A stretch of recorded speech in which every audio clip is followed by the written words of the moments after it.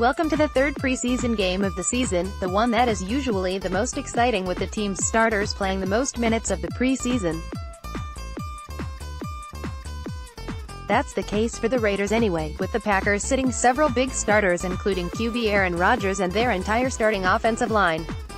Oh well though, we are a Raiders blog after all and we get to see our favorite players anyway. The Raiders started out with the ball and immediately went deep to Amari Cooper for a whopping 49-yard gain, aided by the Packers not challenging when Amari was clearly down several yards earlier when he made the catch. They followed that up with a big third down conversion to Jared Cook for a 19-yard gain down to the Green Bay 4-yard line. They were not able to punch in from there with Doug Martin and Carr fumbled but recovered it himself for the third down play, so the Raiders settled for the 32-yard field goal from Mike Nugent to make the score 3-0 Oakland. The Packers have a QB battle going down for the backup position between Brett Hundley and Deshaun Kaiser, and it was Hundley that got the start in place of Rodgers tonight. He started out the Packers' first drive going 4 for 4 before the drive finally stalled out at the 19. Green Bay was going to go for it on 4th and 3, but a false start made them reconsider. They brought veteran kicker Mason Crosby out, who nailed the 42-yard field goal to tie the game at 3. Oakland had a big return from Dwayne Harris negated by penalty, so they started out the drive at their own 12-yard line. They also already sat Derek Carr after just the one drive, so Connor Cook took over at QB.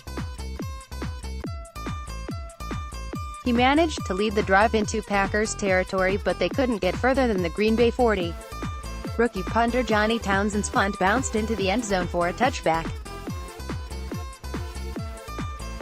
The next drive for the Packers failed to get a first down, so the Raiders got the ball back right away. We finally got to see why Doug Martin has had such hype about him in the offseason with a couple of nice runs, but it didn't lead to any points. That's because Connor Cook threw an interception to Packers first-round selection Jaire Alexander to end the drive.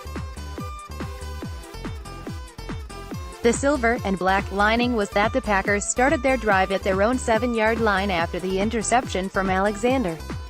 Green Bay did manage to get one first down, but that was all. Their drive was ended by an impressive defensive play on third down that had Maurice Hurst, Arden Key and Fidel Brown all converge on Brett Hundley for the sack. The Raiders unfortunately did not take advantage of starting their drive at their own 40 after the sack though, because Paul Butler dropped the easy first down reception. Green Bay punted the ball back quickly with their drive, and the Raiders managed to get into field goal position the next time they had the ball. Unfortunately, Mike Nugent missed the 49-yard field.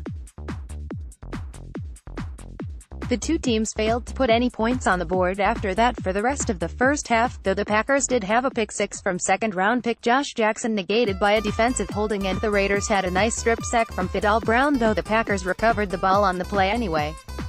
Oakland got the ball first to start the game, so they kicked off to the Packers to start the second half.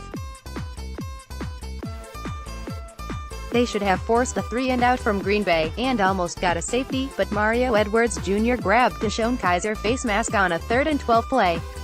Shilly Calhoun's sack on second down came without any penalties though and led to the Packers punting shortly thereafter.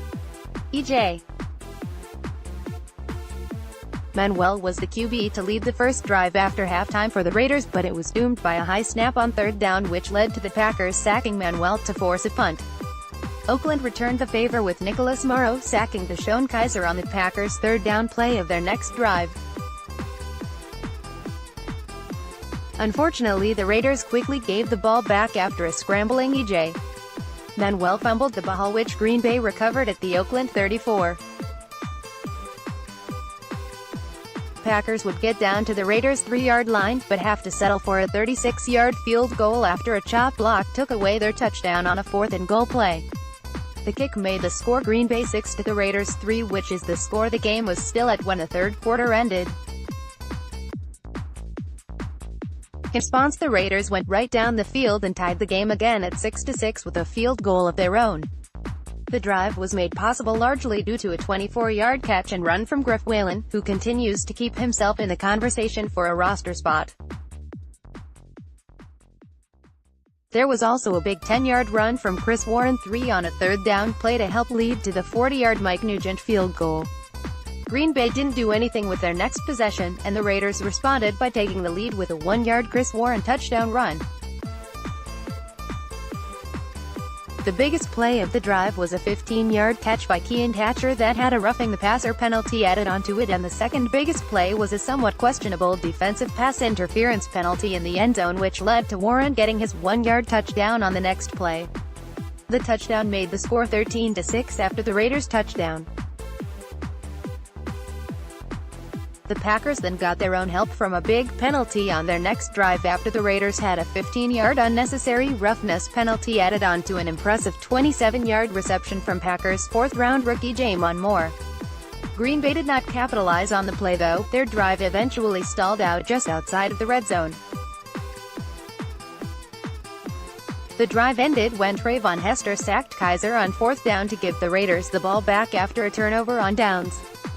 Oakland needed one more first down after that to close out the game, but they did not get one, so they ended up punting back to the Packers with 1:28 left in the fourth quarter.